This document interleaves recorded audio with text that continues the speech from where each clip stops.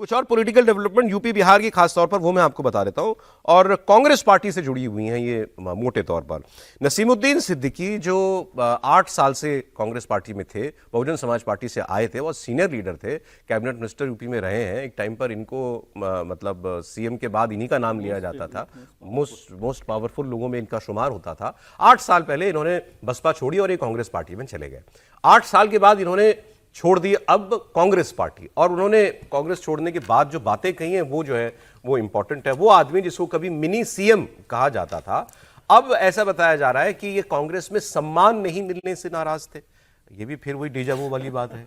ये अभी नसीमुद्दीन सिद्दीकी ने कही तो किसी और ने भी कही थी, वही बात याद आ गई।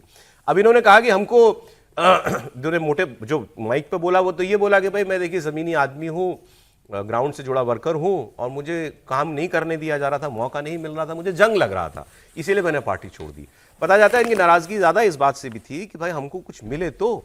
वो आए, अभी इमरान प्रतापगढ़ी तो राज्यसभा के सांसद हो गए, यूपी से ही मुसलमान नेता, युवा नेता हैं, शायर हैं।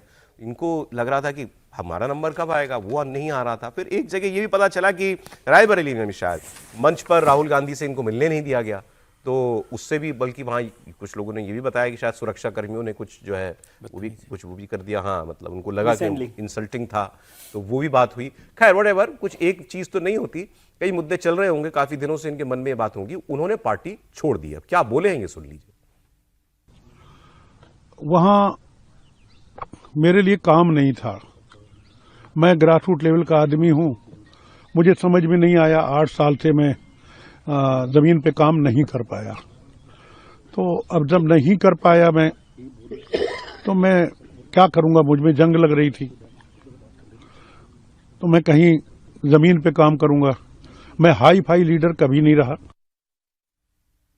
हाई फाई तो पूरे थे सर, एक तरफ तो एक वक्त तो जलवा था इनका। बहुजन समाज पार्टी की जब सरकार थी तब 2 मंत्री जो है सबसे मालदार मंत्री गिने जाते थे, बाबू सिंह कुशवाहा और नसीमुद्दीन सिद्दीकी। और ये माना जाता था कि सरकार में पत्ता भी इनके बगैर नहीं खटकता। और ये कांग्रेस में इसलिए नहीं गए थे कि इनको सम्मान मिले, इनको राजनीतिक संरक्षण की जरूरत थी।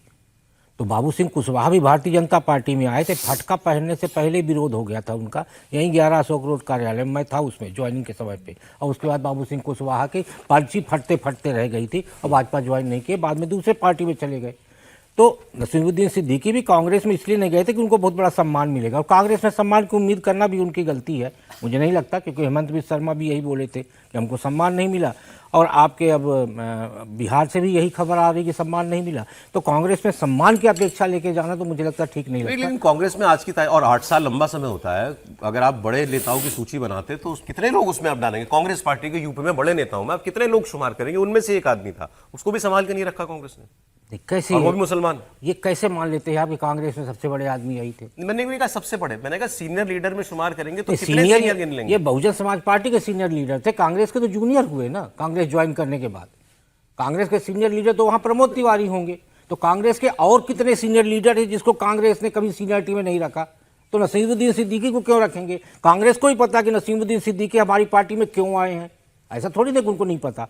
तो इसलिए ये अब इसलिए जा रहे हैं कि अब चुनाव की बेला है, तो बहुजन समाज पार्टी भी अब फिर से एक बार कोशिश कर रही है कि सब लोग हमारे साथ आओ, तो हो सकता है हमारे घर वापस की कर रहे थे। मैंने तो ये भी सुना, हम कहते हैं दोनों दरवाजे लेके चल रहे हैं। उनके बड़ा एहसान है मुझ पर, अखिलेश यादव की। मैं कह रहा हूं ना कि दोनों विकल्प वो लेके चल रहे हैं कि यदि बहन जी ले ले तो ठीक है, नहीं बबुआ ले ले तो ठीक है, क्योंकि राजनीति में रहना इनकी मजबूरी है, इसलिए कांग्रेस छोड़ेंगे। तो कांग्रेस छोड़ते ही उनको एक नया ठौर चाहिए कि इनको कांग्रेस में कोई भविष्य, मतलब कांग्रेस का कोई भविष्य नहीं दिख रहा। कांग्रेस में भविष्य कहां से दिखेगी? कांग्रेस का भविष्य, कांग्रेस के भविष्य, कांग्रेस के भविष्य से मतलब नहीं था, इनको अपने भविष्य से मतलब था। ये चाह रहे थे कि मुझे राज्यसभा मिल जाए, ये अपने भविष्य की चिंता कर रहे थे, कांग्रेस के भविष्य की चिंता इनको नहीं थी।